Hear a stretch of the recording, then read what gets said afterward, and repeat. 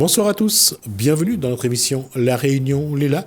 Encore une fois, la santé, on espère que ça va très bien. On espère surtout que le Covid ne vous embête pas autant qu'au départ.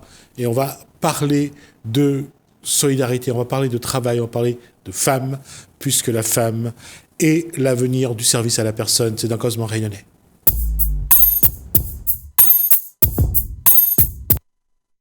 Bonsoir, elles sont trois comme étaient les quatre mousquetaires. Joanna Ramako, bonsoir. Bonsoir. Donc responsable de secteur. Référent de secteur avec Mme Vidotte sur le dans secteur. Le service à la personne, personne. Et de la structure qui s'appelle Scopsia. D'accord. Autre référente. Responsable. Sophie Vidotte, bonsoir. Bonsoir. Et on va essayer de respirer et de relâcher un petit peu la pression. Anne Kanagi, bonsoir. Bonsoir.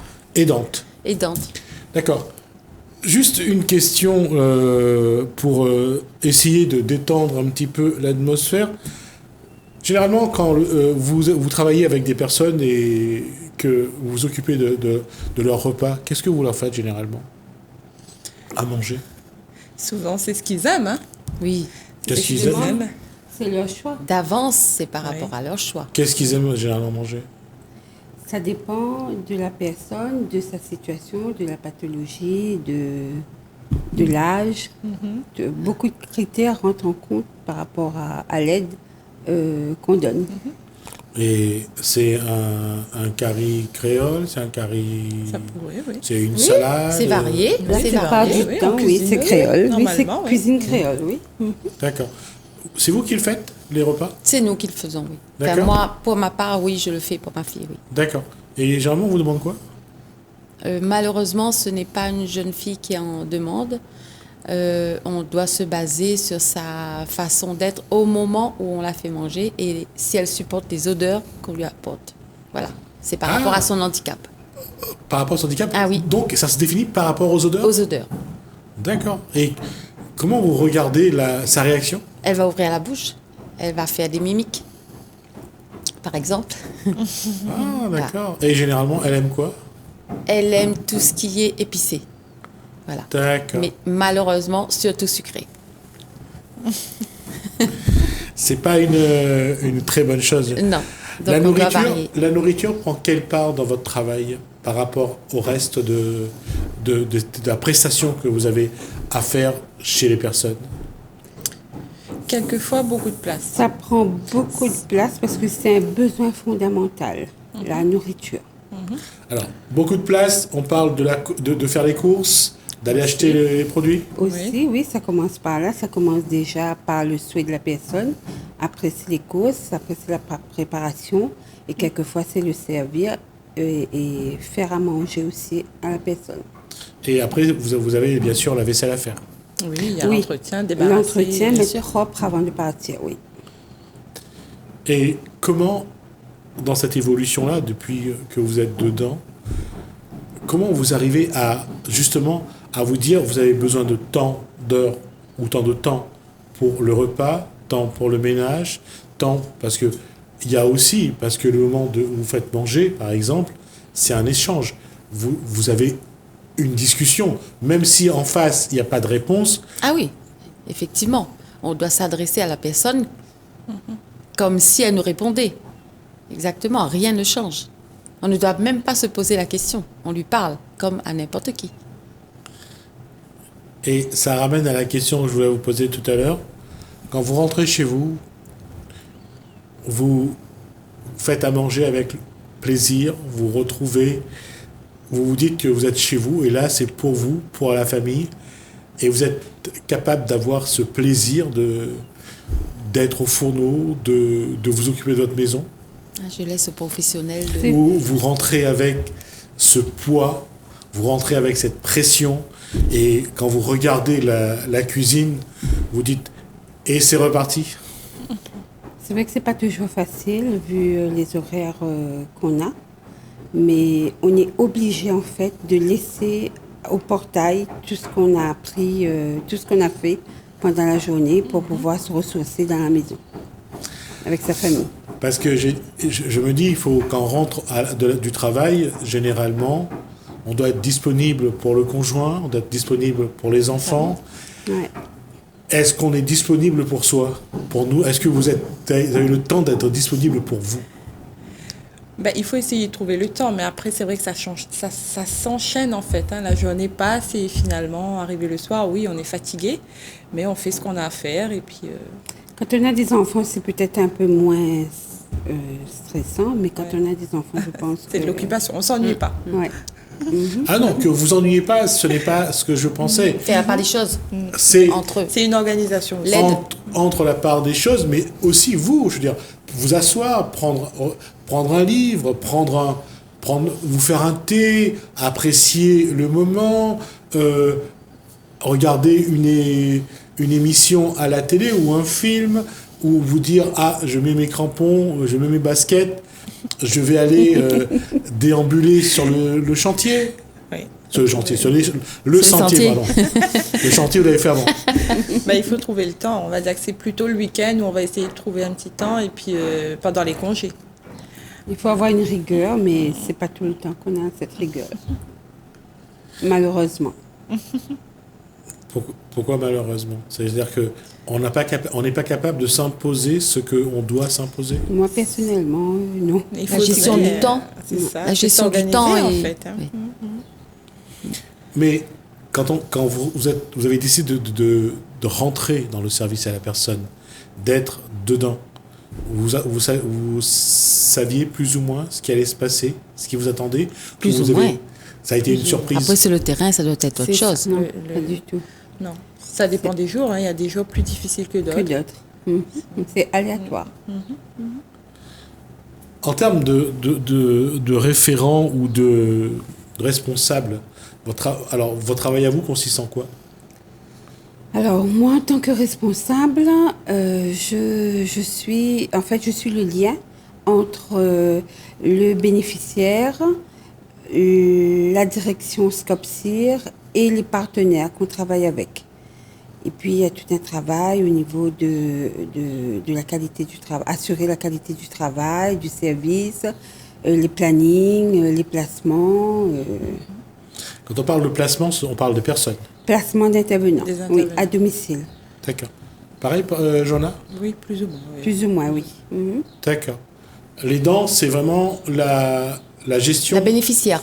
de la bénéficiaire. Voilà. En fait, je suis maman d'une jeune fille en situation de handicap. Ma fille et moi-même sommes les bénéficiaires de la De SCOPSIR, la SCOPSIR. D'accord. qui est notre prestataire. Ce sont eux les professionnels.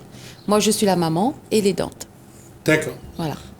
Alors, je vais essayer d'être clair pour ceux qui écoutent. Vous êtes salarié de COPSIR pour vous occuper de votre fille? Ah non, non, Non, non. non, Non, non. non, non. Ce sont eux les professionnels qui interviennent chez moi. Le proche D'accord. aidant, c'est souvent Voilà. le membre de la famille. Comme Le membre de, SCOPSIR souvent, et c'est le membre de la famille. prestataire Et là, je suis sa d'accompagnement. maman. D'accord, c'est pour ça que je voulais préciser, Voilà, la parce que différence. c'est pas évident de dire, parce qu'il y a des personnes, Oui, ça peut arriver. voilà. Oui, Bien sûr, ça peut arriver. Ils sont oui, oui. salariés. Eux, ils interviennent Oui, chez c'est en moi. mode mandataire. Voilà. oui, ils sont salariés par exemple, c'est vrai au département, et ils ont quelques heures pour s'occuper de leur... leur- Oui. Ouais. C'est ça. Nous, en SCOPSIR, on intervient en mode prestataire et ces personnes-là, elles interviennent en mode mandataire. Oui. C'est pas la Alors, même chose. je vais définir vous allez définir le travail de l'aidant. Généralement, quelles sont les prérogatives que vous avez et qu'est-ce que vous devez faire pour votre fille? Tout ce qui est confort autour d'elle, la vie autour d'elle. Faire intervenir les professionnels de santé autour d'elle. C'est mon rôle. D'accord. C'est moi qui dois aller à la recherche de ces professionnels-là. D'accord. Voilà. Et, monsieur, la question, c'est pas pour être indiscret, vos revenus à vous? On a une prestation qui s'appelle la PCH, D'accord. qui nous est accordée par le département et qui nous permet d'avoir un quota d'heures qu'on définit, nous, soit en totalité reversé au prestataire, soit en partie. Voilà, une partie qu'on garde pour nous, pour la vie, pour notre vie, pour la gestion de notre vie, à nous, De ton quotidien. et voilà, de notre quotidien, autour d'elle, autour de ma fille, en l'occurrence, et une partie qu'on accepte évidemment, il le faut. Hein. Dans mon cas, c'est c'est le choix qu'on fait. Cette partie-là est reversée au prestataire. Et dans notre cas, c'est la Scopsia. Combien d'heures vous faites avec combien d'heures le département vous accorde? 73 heures que j'accorde à la Scopsia. D'accord. Sur 210. Sur 210, je crois. Oui. 210 heures. La question, c'est encore une fois, c'est un choix que vous avez fait, d'accord? Comment vous articulez votre vie autour de votre fille?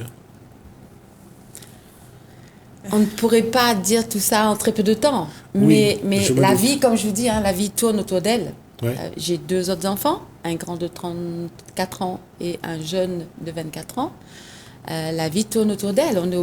C'est au quotidien. C'est du polyhandicap. Donc voilà, d'abord, malheureusement, on veille à son confort, à tout ce qui lui apporte du bonheur, malgré le handicap. Elle n'est pas en demande, elle. Enfin, très peu en demande. Sa situation de handicap ne lui permet pas de demander.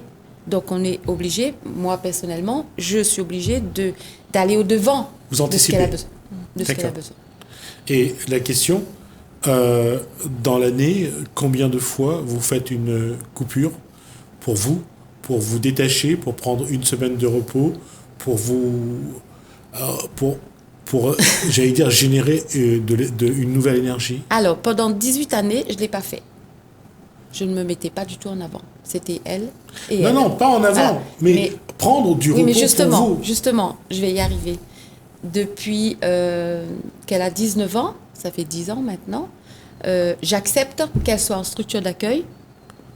Voilà. Donc on accorde, je me fais un calendrier seule année, on fait nos demandes auprès de cette structure d'accueil, et pendant ce temps-là, je m'accorde du temps. Parce que je crois que le département a mis en place un dispositif qui s'appelle Répit-Repos. Répit-repos. Voilà. Et vous avez le droit d'aller dans des structures. On peut aller dans une structure une fois l'année. Voilà. Malheureusement, c'est pas suffisant. Une fois l'année, on a un week-end où Voilà. on peut aller par exemple à VVF de Saint-Gilles ou à l'Entre-deux. Entre-deux. Voilà. Donc c'est pour ça que je disais qu'à un moment donné, il fallait aussi, je crois qu'il y a eu un constat, c'est que les aidants, justement, se laisser mourir, Sont laissés Épuisés. étaient épuisés Oui. et se laisser mourir. Donc il fallait trouver un moyen pour Souffler, bien Ouais. sûr. Oui. Avoir cet Pour que vous échappatoire, puissiez souffler un peu, avoir la qu'il y ait possibilité une d'aller rupture également. et penser à soi. Alors, pourquoi j'ai posé la question, c'est justement comment vous travaillez ensemble. Qui fait quoi pour que ça marche? Vous avez sollicité COPSIR, vous avez cité les personnes. Comment vous répondez et quels sont, à dire, je dirais un petit peu, le cadre et les limites entre vous? Ben, nous, pour aider l'aidant, on va mettre en place le planning qui correspondrait aux besoins. Et, En fonction de la demande de la personne en voilà, situation de handicap ou la personne âgée. Exactement. Voilà. Et de faire Donc- en sorte qu'il y ait une personne en l'absence du proche aidant pour qu'elle puisse justement faire ce qu'elle aurait besoin de faire. Et, Se projeter, anticiper, c'est la première démarche que vous devez avoir entre vous? ah oui, Oui, faut déjà, avoir oui. une Les organisation. dents, nous, en fait, on est... on propose à l'aidant de l'aider, mais en fait, c'est l'aidant qui nous donne... En fonction de notre demande, Oui, voilà. En ils fonction établissent de la le- demande de voilà. l'aidant, nous, on est là. Ils établissent le planning en fonction de notre demande à nous. Ce qu'on a besoin pour notre situation. Et ce planning-là, généralement, il peut évoluer parce que bon, la malade, elle a malheureusement, c'est une maladie, ça ne se contrôle pas, surtout quand c'est un handicap. Ça veut dire que vous êtes quand même, vous vous adaptez quand même à la situation en fonction des Oui, besoins. Bien sûr. Bien sûr. Voilà. On Elle est va là nous pour appeler, voilà. elle va nous Mhm. demander s'il y a un jour où il faut rassembler plus d'heures ou finalement annuler un créneau. On va s'arranger au niveau du planning. Et par rapport à la structure COPSIR, qui est donc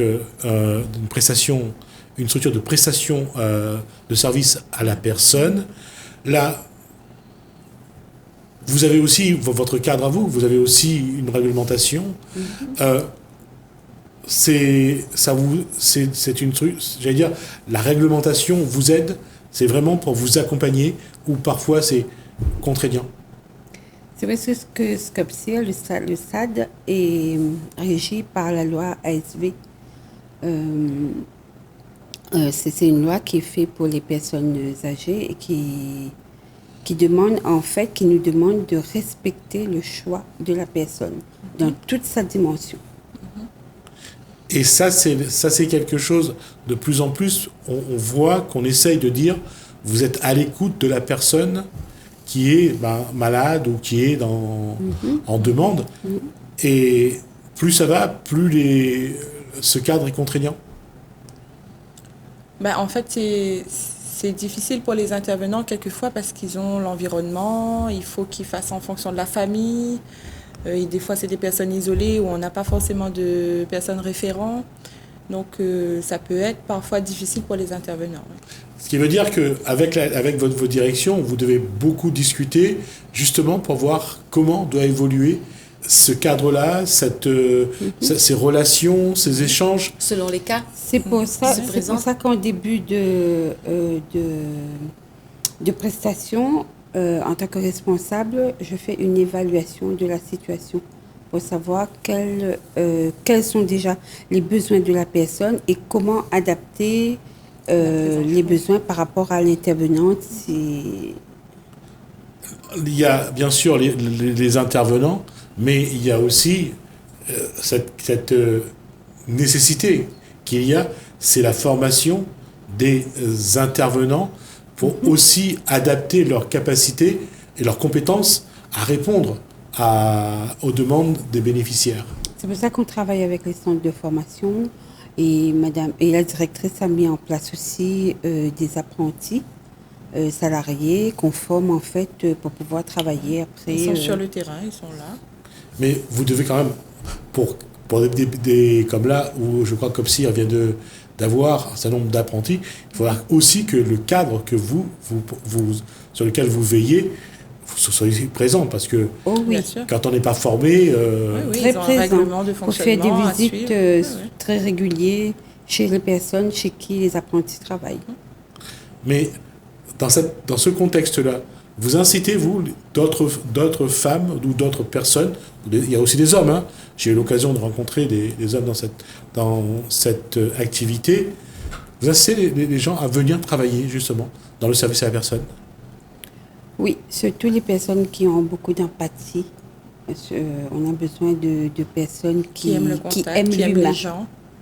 Il faut aimer le métier. Hein. De toute façon, d'aide à la personne, il faut aimer les gens. Anne Kalagi, qu'est-ce que vous, si vous pouviez demander quelque chose au service à la personne, qu'est-ce que vous lui demanderiez? Qu'il ait plus d'empathie, qu'il y ait plus de temps, qu'il y ait plus d'humanité? Je pense qu'ils ont un peu ça déjà, mais ne surtout pas lâcher. Ne surtout pas lâcher. Garder cette... Madame Vidot disait qu'elle faisait souvent des visites à domicile chez les bénéficiaires, qu'il ne faut surtout pas lâcher ça. L'évolution... Parce que les intervenantes peuvent changer, les intervenantes peuvent changer leur état d'âme, leur manière de travailler en contact de la famille. Quelque chose de bête, la famille qui accepte certaines petites manières. Les intervenants venant entrent dans ce système et peuvent oublier le côté professionnel. La SCOPSIR et tous les prestataires doivent veiller à ça, à ce que le côté professionnel soit toujours mis en avant. Et ça, c'est une démarche que vous avez d'écouter, par exemple, ce que les bénéficiaires peuvent dire, de vous donner des pistes de travail pour justement que les compétences évoluent dans ce sens-là. On s'appelle tout le temps, on s'appelle souvent, très souvent. Il faut échanger. On reste en contact, on est le lien. On le fait, nous. Et comment, puisque vous avez cette relation, vous avez ces échanges, ça veut dire qu'ensemble, vous avez vu évoluer justement le travail, les interventions, les prestations? Bien les sûr. prestations? Ah oui, Ouais. oui, Oui, puis il y a une confiance aussi qui s'installe. bien Qui sûr. s'installe. On a vu l'évolution des intervenants, bien D'accord. sûr. Vous qui êtes donc aidant et donc bénéficiaire de prestations, de ce genre de prestations, comment vous voudriez que ça évolue pour que ça aille mieux? Qu'on ait plus d'heures, qu'on nous attribue D'accord. plus d'heures. Il y en aura jamais assez, de toute Il y a façon. beaucoup de... On est d'accord Moi qui là-dessus. vis au quotidien, je suis maman, je suis pas l'aidante d'une... D'accord. Voilà. Et effectivement, plus d'heures attribuées. Qu'est-ce qu'il faudrait dire à à celles plutôt qui travaillent dans le service à la personne pour leur donner un peu plus de courage, d'envie, parce qu'il y a des moments, ça ne doit pas être simple. Oui, il faut qu'ils aient beaucoup d'empathie, comme on dit. beaucoup Il faut savoir d'empathie, respecter il faut les être gens. humaine, il faut avoir la Écouter, patience, ouais. écouter, savoir observer, discuter. Échanger et dire quand Échange, ça va voilà. pas, pour pouvoir réajuster. Et, C'est aussi une leçon de vie quand on voit les difficultés auxquelles sont confrontés les autres. On se dit quelque part, on a quand même une petite chance d'avoir une vie moins compliquée. oui, bien Oh sûr. oui, c'est une grosse leçon de vie pour nous. Hein. Ouais, ça c'est sûr. Il y a des choses qui sont pas faciles à voir quelquefois. Quelquefois. Et qu'il faut quand même l'intégrer, le garder en nous, Bien sûr. et oui. même si c'est pas facile. Et travailler pour que ça s'améliore. D'accord. Écoutez, on a échangé 20 minutes déjà. Merci pour cet échange et merci pour cette leçon de vie, parce que je le dis à chaque fois quand je discute avec des personnes qui sont dans des contextes un peu plus difficiles, que ça nous montre aussi que nous qui nous plaignons de nos petits soucis, de nos petits malheurs, que d'autres vivent des choses bien plus complexes et bien plus difficiles. Merci Sophie Vidotte, merci Merci. à Merci à Anne vous. Kanagi et merci à Johanna Ramako Merci. pour cet échange et merci pour cette leçon de vie. On va regarder un reportage, on se retrouve juste après.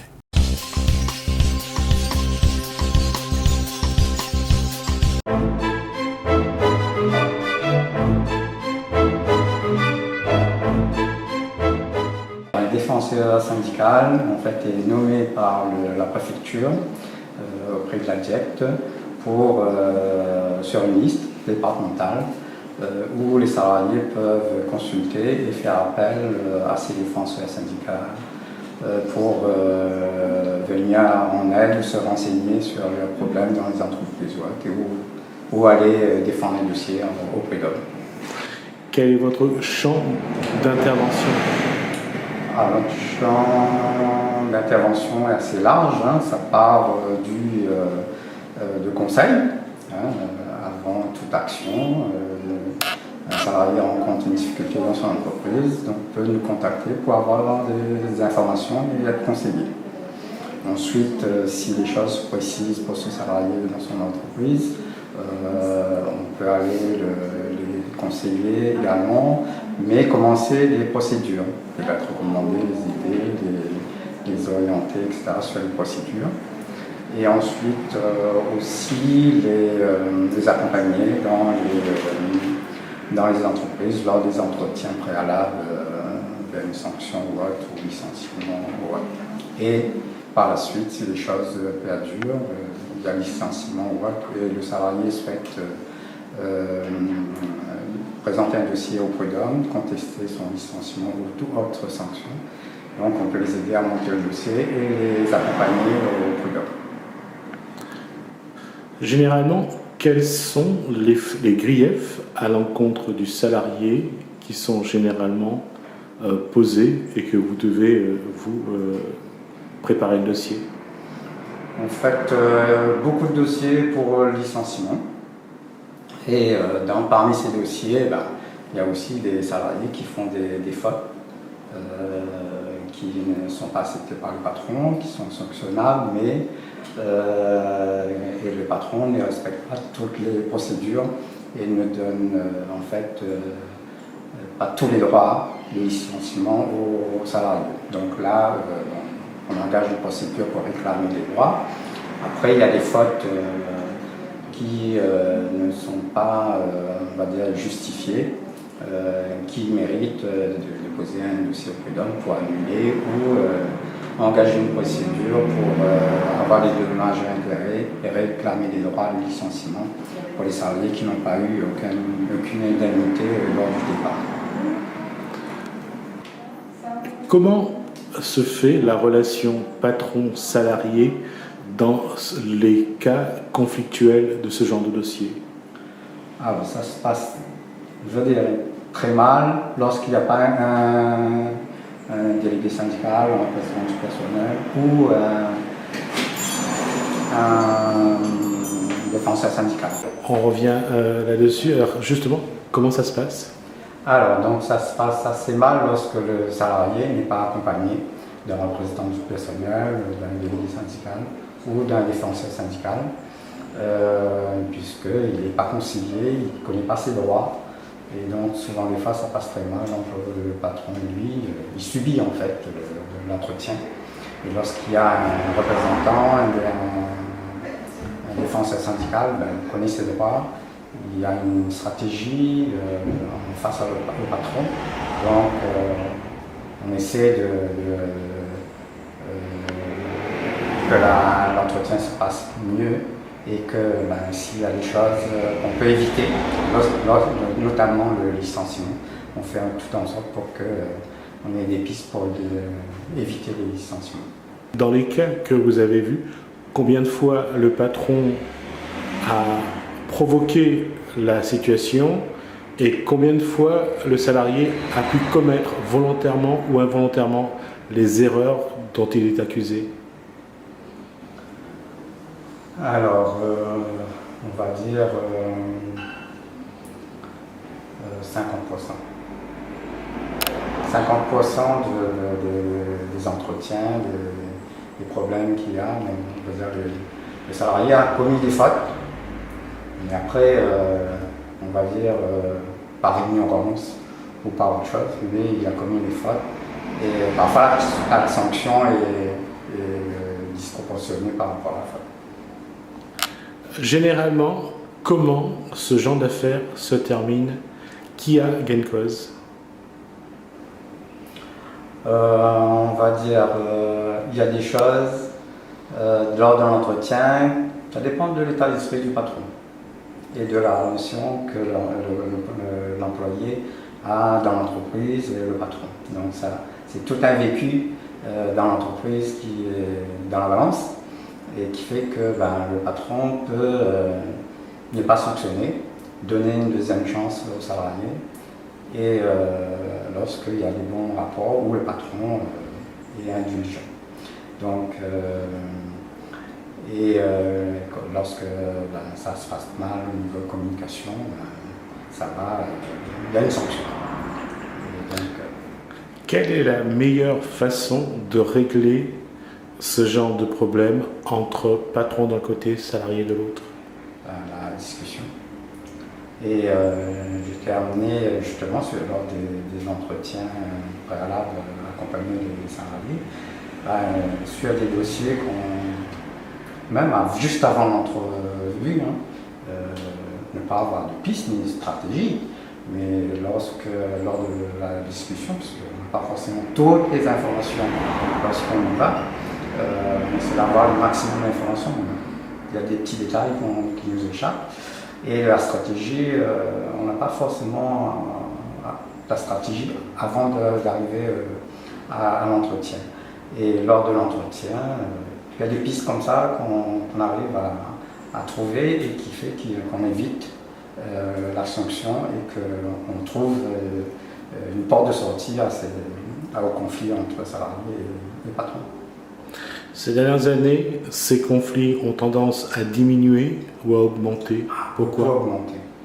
Beaucoup augmenté, puisque en fait, je reçois beaucoup d'appels au téléphone pour être conseillé, pour les aider à comprendre la situation et avoir une stratégie dans la suite de leur dossier.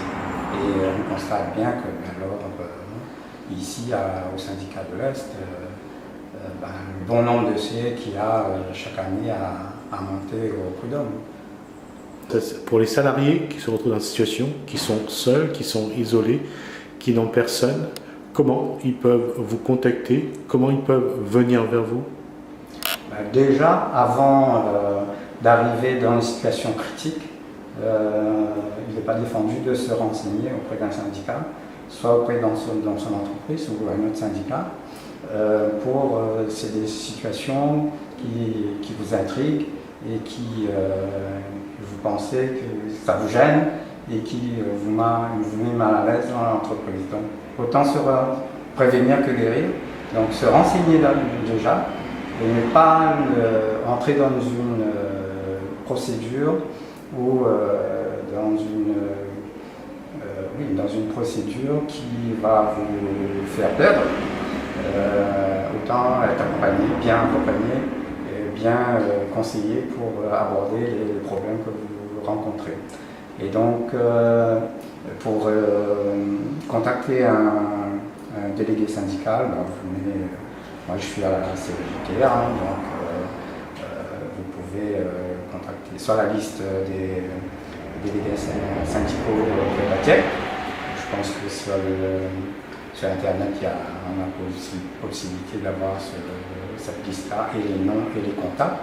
Tout ça, vous venez directement au syndicat CGT Est ou Saint-Denis. Voilà.